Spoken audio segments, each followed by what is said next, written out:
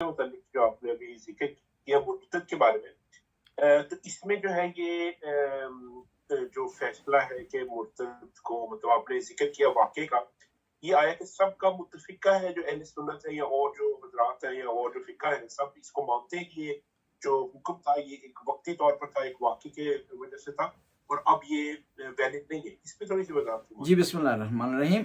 اس پہ نہیں اتفاق نہیں ہے، نہ مرتد کے قتل ہونے پر اتفاق ہے شیعہ سنی میں، اور نہ اس کو معاف کرنے کے حوالے سے اتفاق ہے شیعہ سنی میں. ہمارے جو بعض شیعہ فقہا یہ کہتے ہیں کہ وہ عارضی تھا، اس واقعے کو بیان کرتے ہیں کہ واقعہ اس طرح ہوا ہے اور اس کے ریئیکشن میں پیغمبر پاک نے حکم دیا تھا، لہٰذا یہ اس سازش کو روکنے کے لیے تھا، عارضی تھا، اور وہ ایک طریقہ استعمال کیا ایک سازش کو روکنے کے لیے. بس یہ حکم ہر زمانے کے لیے نہیں ہے. ہاں کسی اور زمانے میں بھی اس قسم کی سازش ہو، اسلام پاور میں ہو، تو پھر اس کو دوبارہ جو ہے وہ استعمال کیا جا سکتا ہے، یعنی اس خصوصیات کے ساتھ. ورنہ جو ہے وہ مرتد کا حکم یہ نہیں بنتا کہ وہ اس کو قتل کیا جائے، ورنہ یہ آزادی بیان کے خلاف ہو جائے گا. قرآن کی دوسری آیت کے خلاف ہو جائے گا جس میں یہ کہا گیا کہ لا اکراہ فی الدین، اور اس کا بھی بیک گراؤنڈ ہے لا اکراہ فی الدین کا. وہ یہ ہے کہ پیغمبر کے پاس صحابی آئے، کہا میرا بیٹا شام گیا ہے اور وہاں کچھ لوگوں کے پاس بیٹھا اٹھا ہے، کچھ دوستی اس نے بنا لی ہیں جس کی وجہ سے وہ مرتد ہو گیا اسلام سے، میں پریشان ہوں. تو قرآن کی فوراً آیت نازل ہوگی لا اکراہ فی الدین، پریشان نہ ہو بھائی جی، آزاد آ رہا آدمی کرنے دو. یہ اور ہزاروں کافر ہیں، یہ بھی ایک صحیح ان میں سے. پریشان کیوں ہوتے ہو؟ قرآن کی آیت کا نزول بھی وہاں اسی حوالے سے، یعنی آج سے 1400 سال پہلے پیغمبر نے، قرآن نے آزادی بیان کا جو ہے وہ اعلامیہ دیا ہے اس آیت کے ذریعے، لا اکراہ فی الدین، دین میں جبر نہیں ہے.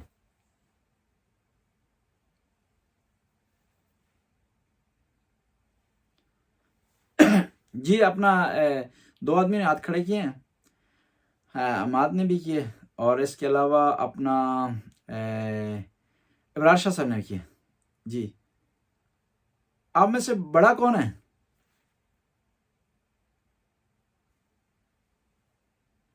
وہ پہلے پوچھ لے.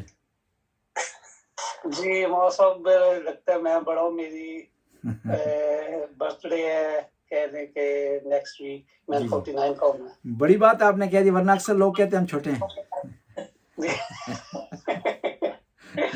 میں کہ آپ حماد بھائی کی نہ بات پہلے سن لیں کیونکہ انہوں نے پہلے ہاتھ کھڑا کیا. جی شکریہ. جی ہاں جی، جو سوال تھا وہ ایک تو یہ کہ مرتد کے بارے میں سوال میرے ذہن میں بھی آیا تھا، لیکن اس کا یہ کہ چلے اگر مطلب اس پر اتفاق نہیں ہے تو آیا کہ کوئی سزا ہے جو مرتد کو کے لیے مختص ہے شریعت میں، مطلب اگر قتل والا لیٹ سے کہ اگر یہ اس پر اختلاف ہے یا یہ ایگزیکیوٹ نہیں ہوتی تو اس کی. اور دوسری جو تھی وہ میرا سوال تھا، ایک تو یہ کہ مرتد کے لیے سزا ہے کیا آج کل کے دور میں جو قوانین کے مطابق اسلامی قوانین، اور دوسرا جو میرا تھا کہ جس طرح توبہ جو ہے وہ گناہ کی انسان یعنی کہ جو ایک تو یہ نا کہ آپ نے توبہ کر لی ہے کہ آپ نے وہ کوئی کام نہیں کرنا دوبارہ جو غلطی ہوئی ہے انسان سے، اور نماز میں استغفار کرنا، بعد میں استغفار کرنا، لیکن اس کا کوئی مطلب کوئی طریقہ بھی ہے جس سے کوئی خاص نماز یا کوئی خاص ایسا عمل جس سے مطلب آپ نے توبہ کرنی ہو، یا بس دل سے جب آپ نے کر لیا اور سارا وہ انف ہے؟ وہ اس کے بارے میں تھوڑا سا بتا دیجیے. جی اس میں یہ پہلے سوال کا جواب کو دیتے ہیں کہ مرتد جو ہے اس کی سزا کے بارے میں اختلاف پایا جاتا ہے. بعض تو جس طرح آپ خدمت میں عرض کریے کہ اس کی سزا نہیں ہے کوئی بھی، بعض کہتے ہیں کہ اس کی جو ہے وہ سزا عمر قید ہے. سزا اس کو اتنا دیر وہ بند رکھنا ہے کہ عمر قید سے مراد اسلام میں وہ نہیں ہوتی کہ مثلا 20 سال 30 سال. اسلام میں جو عمر قید ہے وہ اس سے مراد ہوتی ہے کہ وہ وہیں رہے یہاں تک کہ وہیں دنیا سے چلا جائے. اگرچہ ابھی جو ہے وہ ایران میں اس میں ترمیم ہوئی ہے، وہ اس سے مراد یہی ہوتی ہے 30 سال 40 سال ہوتی ہے، لیکن اصل میں عمر قید سے مراد یہی تھی کہ وہ جیل میں رہے اتنا عرصہ کہ وہ وہیں پر جو ہے ختم ہو جائے، یعنی آخر دم تک عمر قید. اور معنی بھی اس کا بھی صحیح یہی بنتا ہے، اوریجنل معنی اس کا یہی بنتا ہے کہ عمر قید یعنی ساری زندگی قید. تو بعض نے اس کی سزا جو ہے وہ رکھی ہے کہ وہ ڈیپینڈ کرتا ہے اس پر وہ قاضی جو جج ہے اس کے ثوابدید پر ہے جو ہے وہ کتنی اس کو سزا دے.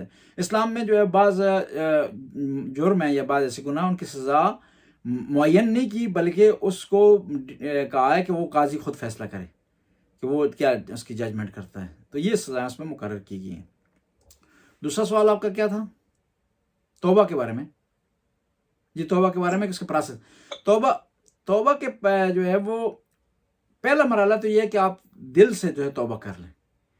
پھر اگر جو ہے وہ اس میں چاہتے ہیں کہ آپ کی مزید روحانیت آئے اور آپ کا گناہ بخشا جائے، اس میں ہے کہ پھر آپ جو ہے وہ جو دعائیں اہل بیت سے منسوب، مثلا دعائے کمیل ہے، دعائے ابو حمزہ صومالی ہے، دعائے عرفہ امام حسین کی، ان کی جو ہے وہ خود تلاوت بھی کریں اور ان کے ترجمے کی طرف بھی جن کو عربی نہیں آتی توجہ کریں. پھر اس کے بعد جو ہے 2 رکعت نماز خدا کی بارگاہ میں استغفار کے عنوان سے جو ہے وہ پڑھی جائے اور 100 دفعہ استغفر اللہ کہا جائے.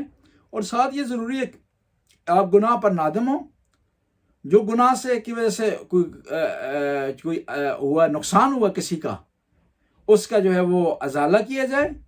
تیسرا کہ آئندہ جو اس پہ آپ یہ فیصلہ کریں کہ آئندہ یہ کام دوبارہ نہیں کریں گے.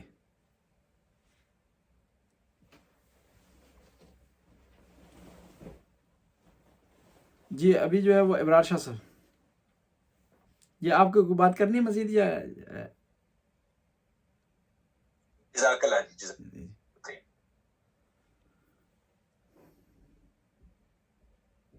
جی ابرار شاہ صاحب. جی امام صاحب، میں نے پوچھنا تھا کہ یہ جو چاروں کتابیں اللہ تعالیٰ کی ذات نے آسمان سے اتاری ہیں، توراۃ، زبور، انجیل و قرآن، اور یہ کیا وجہ تھی کہ جو لوگ تھے انہوں نے ان تینوں کتابوں میں چینجنگ کی، اور خدا نے چوتھی کتاب کا وعدہ کیا کہ اس میں وہ چینجنگ نہیں کر سکیں گے؟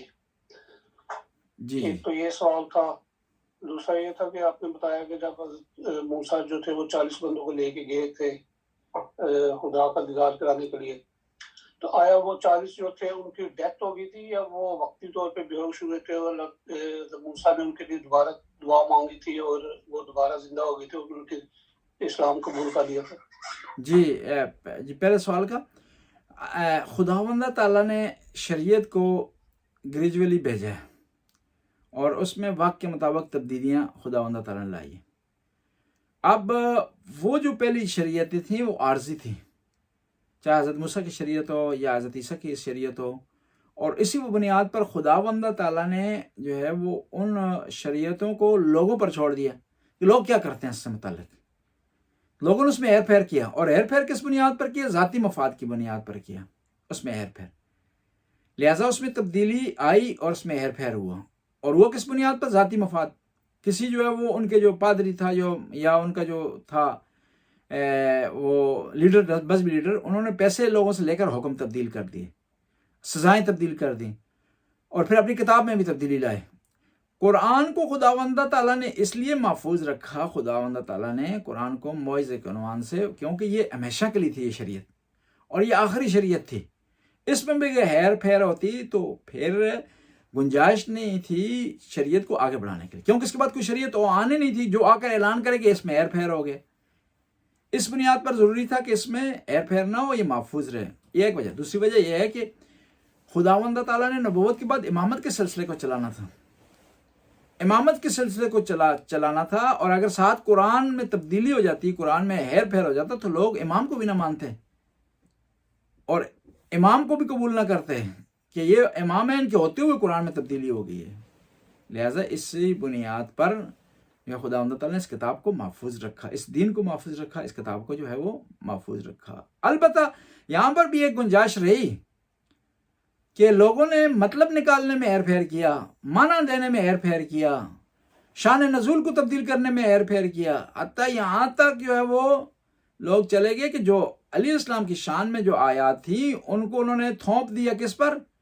ملعون ابن ملجم پر. اور جو اس کی مذمت میں آیات تھیں ان کو جو ہے وہ زبردستی خلاف استعمال کیا علیہ بیت علیہ السلام کے. معنی میں تبدیلی اور شان نزول میں تبدیلی پھر بھی ہوئی. خدا نے الفاظ کی ضمانت لی تھی، اس کے الفاظ میں ہیر پھیر نہیں ہوگا. دوسرا یہ ہے کہ 40 افراد جو حضرت موسیٰ کے ساتھ گئے تھے وہ جو فوت ہو گئے تھے، اگر وہ فوت ہی ہو جاتے تو موسیٰ کے واپس اپنی قوم میں آنے کی گنجائش نہیں تھی. صحیح، وہ قوم ان کو آنے نہیں دیتی واپس کہ ہمارے بندوں کو لے گئے تھے تو کہاں چھوڑا ہو. کسی کا باپ تھا، کسی کا بیٹا تھا، کسی کا بھائی تھا. صحیح. مثلا میں مثال کے طور پر قافلہ لے جاتا ہوں زیارت کے لیے اور واپس کوئی آدمی نہیں آتا تو آپ لوگ چھوڑیں گے مجھے واپس اوسلو آنے دیں گے، ایئرپورٹ پر اترنے دیں گے؟ تو موسیٰ علیہ السلام اگر نہ کرتے ایسا، دوبارہ زندہ نہ کرتے تو اس قوم نے انہیں نہیں چھوڑنا تھا، زندہ ہوئے تھے وہ افراد دوبارہ۔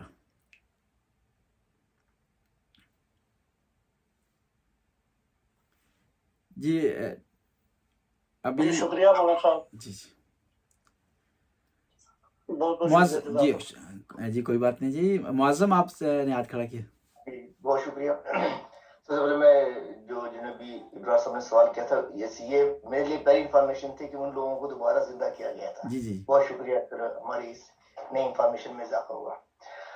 دوسرا یہ وہ جو مرتد والا وہ کیونکہ بڑا ہی ڈیٹیل پہلو ہے، اس پہ ایک ضمنی سوال ہے کہ جس طرح آپ نے فرمایا کہ جو مرتد کی سزا تھی موت، وہ ایک عارضی سزا تھی جو کہ زمانہ رسول کے بعد وہ جاری نہیں رہی، تو کیا اس کے علاوہ بھی کچھ اور سزائیں ایسی ہیں جو صرف زمانہ رسول میں تھیں اور بعد میں وہ ہمارے ہاں جاری نہیں ہے؟ کیونکہ ہم نارملی جو ہم ڈسکس کرتے ہیں کہ جو زمانہ محمد میں ہے وہ آخر تک رہے گا، جو ہمارے جو سزا کر سکتے، تو یعنی اس کے علاوہ اور بھی کچھ ہو سکتی ہیں جو حضرت محمد کے دور میں تھے اور اب وہ لاگو نہیں رہی ہمارے ائمہ کے دور میں؟ جی جی وہ آپ خدمت میں عرض کروں گا کہ نبی پاک کے زمانے میں جو سزائیں تھیں یا احکام تھے وہ دو قسم کے تھے۔ ایک جو مختص تھے نبی صلی اللہ علیہ وسلم کی ذات پاک کے ساتھ یا ان کے زمانے کے ساتھ، بعد میں نہیں تھے، وہ خود نبی پاک نے بتا دیا تھا یا اس زمانے کے قرائن بتاتے ہیں کہ وہ اس مختص ہے، وہ اس زمرے میں نہیں آتا حلال و محمد حلال الی یوم القیامہ و حرام و حرام، اس زمرے میں نہیں آتا۔ وہ جو نبی کریم نے جو بتا دیا کہ ہمیشہ کے لیے، وہی ہمیشہ کے لیے رہے گا، یہ ایک مسئلہ۔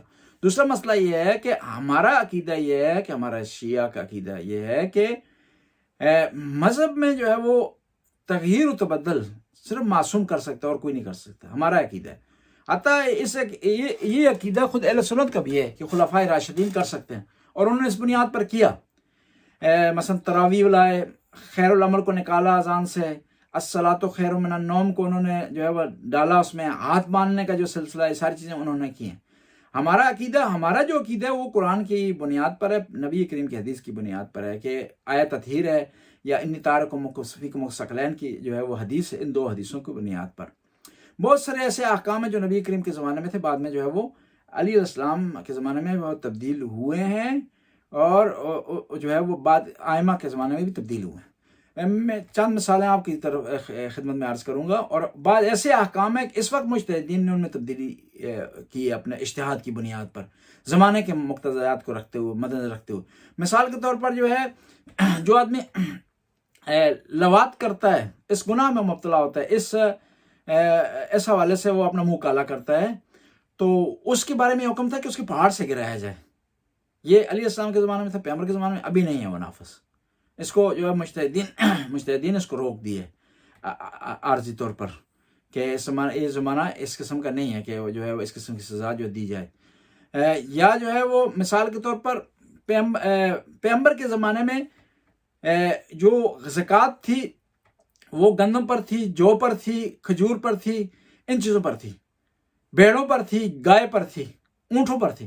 لیکن امام علی علیہ السلام کے زمانے میں جب ان کا زمانہ آیا تو انہوں نے کہا زکوٰۃ جو ہے وہ خچر پر بھی ہونی چاہیے، کیونکہ اس وقت اسلامی حکومت کو فنڈ کی زیادہ ضرورت ہے، اور لوگوں نے کیا کر دیا ہے، یہ زکوٰۃ سے بچنے کے لیے کیا کر دیا، انہوں نے بھیڑیں بکریاں بیچ دی ہیں اور خچر خرید لیے ہیں،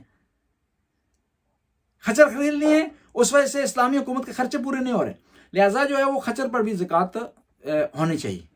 لہٰذا انہوں نے اس بنیاد پر اس کو حکم کا، خدا کے حکم کے مطابق جو ہے وہ تبدیل کیا، اس میں جو ہے تبدیلی آئی ہے۔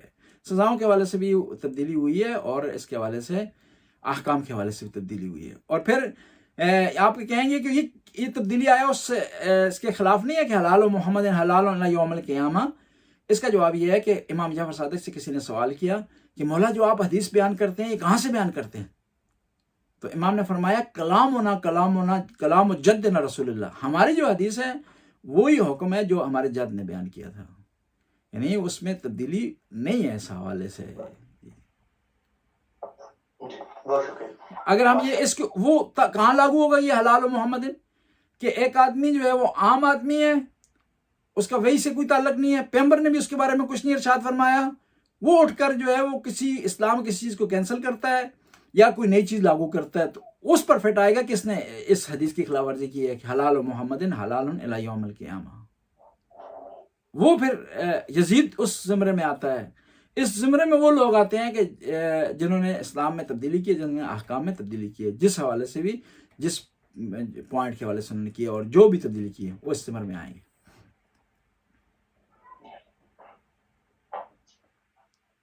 جی اور کوئی سوال؟ یہ آسم نے ہاتھ کھڑا کیا. السلام علیکم. جی میرا سوال معظم بھائی کے جو سوال تھا اس کا فالو اپ ہی ہے بیسکلی. تو جس طرح ہم یہ دیکھ رہے ہیں کہ معصومین نے حالات کے حساب سے اور سچویشنز کے حساب سے دیکھ کے چیزیں مطلب احکام تبدیل ہوئے ہیں. زکوٰۃ آپ نے بتایا کہ جو فنڈز کلیکٹ کرنا تھا اس میں ڈفرینس آیا، سزاؤں میں تبدیلی آئی.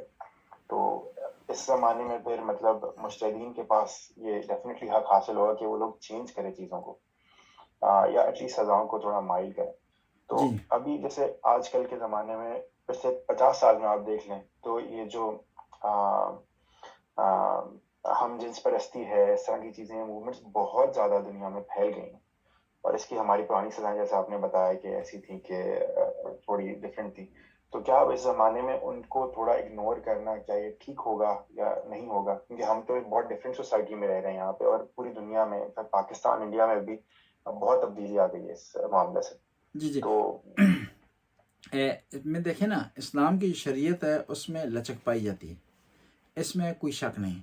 لیکن کچھ چیزیں بیسک ہیں اس میں لچک نہیں ہے. مثلا توحید میں کوئی لچک نہیں ہے، وہ زمانے کے حوالے سے سیم رہے گی. مثال کے طور پر خود نماز کا ہونا اس میں لچک نہیں ہے، وہ سیم رہے گی. اس کے علاوہ جو نبوت کا عقیدہ ہے وہ سیم رہے گا، اس میں تبدیلی نہیں آ سکتی. لیکن جو آگے چیزیں ہیں وہ احکام کے حوالے سے حتیٰ بعض کو انڈیویجولی چینج ہو جاتی ہیں. مثلا روزہ سب پہ واجب ہے، کوئی آدمی مستثنا نہیں. لیکن جو آدمی بیمار ہو جاتا ہے اس کے لیے نہ فقط روزہ رکھنا واجب نہیں ہے بلکہ جائز بھی نہیں ہے، وہ اس کی کنڈیشن تبدیل ہوگی. ایک آدمی جو ہے وہ کھڑے ہو کر نماز نہیں پڑھ سکتا، وہ معذور ہے، کھڑا ہو نہیں سکتا. اب اس کے لیے کیا ہے، حکم چینج ہو گیا کہ اس نے بیٹھ کر نماز پڑھنی. اور یہاں پر جو معاملہ ہے یہ ان کا جو آپ نے جن کی بات کی ہے، یہ معاملہ ان کا یہ ہے، یہ ان ممالک میں جہاں ہم رہ رہے ہیں تو یہ ان کے بارے میں بہترین یہ ہے کہ نو کمنٹس، نہ حمایت کریں اور نہ مخالفت کریں. حمایت کر نہیں سکتے کیونکہ اسلام نے جو ہے وہ منع کی اس بارے میں کہ اس چیز کو پروموٹ کیا جائے، اس کو فالو کیا جائے یا اس کو آگے بڑھایا جائے. اور دوسری طرف سے مذمت نہیں کر سکتے. کیوں کہ ہم ایسے معاشرے میں رہ رہے ہیں کہ جہاں پر ایک قانون ہے جس کا معنی ہے آزادی اظہار. اور آزادی اظہار اگر ہم اس کے خلاف بات کریں گے یا اس کے خلاف پروٹیسٹ کریں گے یا کوئی خدا نخواستہ کوئی ایسا قدم اٹھائیں گے تو ہم قانون کی گرفت میں آئیں گے. تو لہٰذا یہاں بہتر یہ ہے کہ بے طرف رہے انسان، غیر جانبدار رہے اس معاملے میں، تاکہ وہ اسلام کا جو ہے وہ مسئلہ بھی نہ ہو، اور دوسری طرف سے یہاں جس معاشرے میں رہ رہے ہیں وہاں کا مسئلہ. اور پھر دوسرا ایک اور یہ تشدد کو تو اسلام نے ہر حال میں منع کیا. تشدد آپ نے نہیں کرنا. حتیٰ اگر آپ اسلامی حکومت کے اندر رہ رہے ہیں، وہاں کسی نے جرم کیا ہے، کوئی غلطی کی ہے، کوئی مسٹیک کی ہے، تو وہاں پولیس اس کو ہینڈل کرے گی، عدالت اس کو ہینڈل کرے گی. نہ یہ کہ آپ نے ہینڈل کرنا ہے، آپ نے ہاتھ اٹھانا ہے کسی پر یا کوئی آپ نے تشدد کرنا ہے یا وائلنس کرنا، وہ جائز نہیں کسی صورت میں بھی، کسی معاشرے میں، کسی حکومت میں بھی. جزاک اللہ. ایک سوال اور تھا، وہ اس کے بارے میں، مرتد کے بارے میں. اور اس کے اردو میں نے اس کا لفظ ڈھونڈا تھا لیکن میرے ذہن سے نکل گیا. تو ایک تو ایتھیس ہوتا ہے، ایگنوسٹک ہوتا ہے. ایگنوسٹک ہوتا ہے وہ اس قسم کا ہوتا ہے، وہ کہتا ہے کہ مطلب میں ہاں میں بھی نہیں ہوں، نہ میں بھی نہیں ہوں. تو یہ تھوڑا سا ڈفرینٹ کیس ہے. اور اکثر ایک سوال تو ان کے لیے بذات خود ان کے لیے کہ جو لوگ ہیں ہی ایسے، کہ شروع سے ہی ایسے ہیں کہ جو ایگنوسٹک ہیں یا ایتھیسٹ ہیں. دوسرا یہ کہ آج کل کے زمانے میں کچھ ایسے افراد بھی ہیں جو کبھی کبھار وہ نماز بھی پڑھ لیتے ہیں، کبھی کبھار وہ یہ بھی کہتے ہیں کہ یار یہ مطلب یہ کس قسم کی چیزیں ہیں، یہ ریلیجن جو ہے یا جسم جو ہے وہ مذہب جو ہے وہ بیسیکلی کلٹ فالوئنگ ہے. آپ کو ذہن بند کر دیتا ہے، آپ کو بندشیں ڈال دیتا ہے، آپ کو اس طرح کر دیتا ہے. کبھی کبھار وہ ہیں مسلمان بھی ہیں، کرسچن بھی ہیں، لیکن وہ تنقید بھی کرتے ہیں مذہب کی بھی، وحی کی بھی، کبھی فرشتوں کو بھی مذاق بھی اڑا دیتے ہیں. تو ان کے بارے میں کیا ہے؟ یہ آدھے ادھر ادھر ہے. جی وہ ان کے بارے میں یہ ہے کہ انسان کو دونوں چیزیں سے اگر پتہ چلے نا کہ وہ واقعاً جو ہے انکار کر رہے ہیں نماز کا، اس کے عمل سے بھی ہے، اس کی زبان سے، پھر ہم اس پر حکم لگائیں گے کہ وہ اسلام سے خارج ہے. ورنہ وہ اگر عمل کر رہا ہے تو کبھی کبھار کوئی مذاق ویسے ہی کر رہا ہے، اور کوئی ذہن میں اس کے آ گیا، کوئی نقطہ آ گیا، کوئی مسئلہ آ گیا تو کر لیا، تو اس سے وہ اسلام سے خارج نہیں ہوگا. ہاں اگر ایک آدمی کٹر ہے، وہ ہمیشہ انکار کر رہا ہے، دلیلیں دے رہا ہے، ڈیبیٹ کر رہا ہے، پھر نماز بھی نہیں پڑھ رہا، تو پھر ہم کہیں گے وہ اسلام سے خارج ہے. تو ایک طرح اگر اس کو اس طرح سمجھیے کہ مطلب آزادی خیال جو ہے، آزادی اظہار جو ہے وہ کر سکتا ہے جب تک کہ وہ مطلب وہ عقلی منطقی بات کر کے ڈسکشن کر رہا ہے، بیسیکلی ڈسکشن کر رہا ہے، اور پھر عملی طور پر بجا بھی نہیں لا رہا نماز کو نا، تو پھر ہم اس کو کہیں گے وہ اسلام سے خارج ہے، ورنہ خارج نہیں ہے اسلام سے. جیسے لیکن اگر انسان ایسا ہے جو روزے بھی رکھ لیتا ہے، نماز بھی پڑھ لیتا ہے، جیسے عام طور پہ لوگ مطلب ہر وقت نہیں پڑھتے، کچھ پڑھ لیتا ہے، کچھ کرتا ہے، لیکن وہ ڈیبیٹس پوری کرتا ہے، کرٹیکلی ہر چیز کو انالائز کرتا ہے، وہ خارج نہیں. کبھی کبھار جی وہ خارج نہیں. ٹھیک ہے ٹھیک ہے. اور اس میں مطلب کوئی خدا نخواستہ اس پہ کوئی مطلب مذہبی طور سے اس پہ کوئی بندش تو نہیں خدا نخواستہ سے یہ ہم پہ ہے کہ اللہ کی ذات پہ ہم اس طرح بات نہیں کر سکتے کہ ہم نے کیا ہے کس طرح نہیں، وہ ہماری ذات سے بالا تر ہے، لیکن باقی چیزوں پر نہیں، سوال کرنا، وہاں اللہ کی ذات پر بھی ڈیبیٹ کی حد پر اگر کرنا، توہین اس میں نہ آئے، اور سوال کرنا اور اس مشکل کو حل کرنے کے لیے ڈیبیٹ کرنا، اس میں کوئی حرج نہیں ہے. بلکہ خدا نے کہا کہ خدا کو ماننے سے پہلے ڈیبیٹ کرو، دلیل ڈھونڈو. بلکہ عقائد میں یہ ہے، اصول دین میں، اصول دین کو آپ تقلید کی بنیاد پر مان ہی نہیں سکتے. ضروری ہے کہ آپ خود اس کے بارے میں ریسرچ کریں اور کسی یقینی دلیل پر پہنچیں. جی شکریہ. اور باقی ایک سوال وہ ہے گا کہ مرتد اور وہ جو تھے ایگنوسٹک اور ایتھیسٹ کا مطلب ان کا ویسے ایگنوسٹک کا ویسے کیا ہے، اس میں یہ تھوڑا سا ڈفرینٹ کیس ہے. ایگنوسٹک کا جو ہے وہ آپ کی تھوڑی وضاحت کریں اس کی. جی ایگنوسٹک وہ ہوتا ہے کہ وہ ایک ایتھیسٹ یہ کہتا ہے نا خدا ہے ہی نہیں. ہاں. ایگنوسٹک کہتا ہے کہ مجھے یقین نہیں ہے، میں پکا نہیں ہوں کہ مطلب کہ ہو بھی سکتا ہے، نہیں بھی ہو سکتا ہے، آئی ایم ناٹ شیور. میں اس کو ڈینائی بھی نہیں کروں گا، میں اس کو ایکسیپٹ بھی نہیں کروں گا. ایکسیپٹ نہیں کرے گا پھر اسلام سے خارج ہو. جی اچھا ٹھیک ہے. ٹھیک ہے جی. اللہم کسی اور نے سوال تو نہیں کرا؟ اللہم صلی علی محمد و آل محمد وسلم علی محمد و آل مبارک علی محمد و آل محمد وارحم محمد و آل محمد کا وسلم صلیت وسلمت وبارکت وترحمت علی ابراہیم و آل ابراہیم انک حمید مجید وصلی اللہ علی جمیع الانبیاء والمرسلین. خدا اس کے لیے اس عبادت کو قبول و منظور فرما، ہمارے گناہوں سے درگزر فرما، نیک کام کرنے کی توفیق عطا فرما، برائیوں سے بچنے کی توفیق عطا فرما. یا اللہ یہ جو شہید ہوئے ہیں پشاور میں، یا اللہ ان کی مغفرت فرما، ان کے درجات کو بلند فرما، ان کو شہدائے کربلا کے ساتھ معشور فرما. یا اللہ ان کے یتیم بچوں کو، بیواؤں کو صبر کرنے کی توفیق عطا فرما. یا اللہ تو غفور رحم کرنے والا، کرم کرنے والا، زمانے کے امام کے ظہور میں تعجیل فرما. ربنا آتنا فی الدنیا حسنہ وفی الآخرۃ حسنہ وقنا عذاب النار.